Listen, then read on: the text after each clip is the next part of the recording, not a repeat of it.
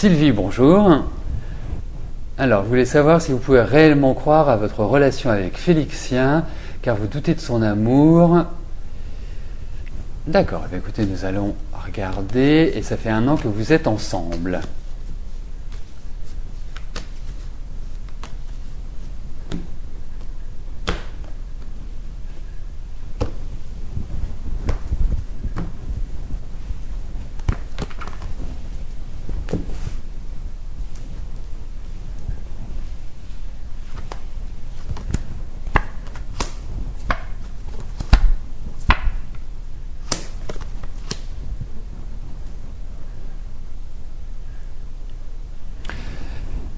Alors, déjà, je sais, je pressens que vous avez quand même eu une vie affective un peu en dents de scie.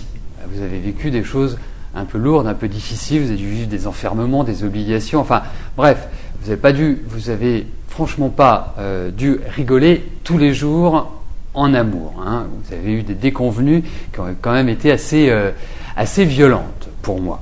Donc c'est vrai que Félixien est quelqu'un qui de toute façon, je le sens un petit peu égoïste, égocentrique, c'est-à-dire tourné vers lui et pas forcément dans le partage, dans l'échange, c'est plutôt lui qui compte. Et donc ça, je trouve que c'est pas très harmonieux avec vous parce que vous êtes assez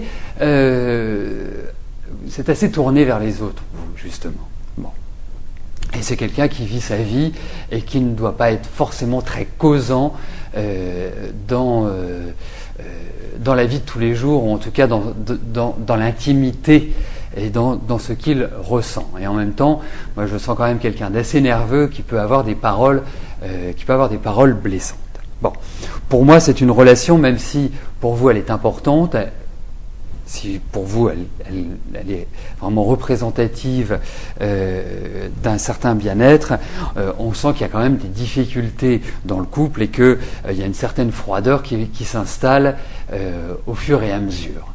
Et pour moi, c'est quelqu'un, Félixien, qui a besoin de charmer, qui a besoin de séduire. Donc, sans parler, parce qu'aujourd'hui, il n'y a pas de telle annonce dans ces cartes-là, de savoir s'il a une maîtresse, s'il a quelqu'un d'autre, etc., etc.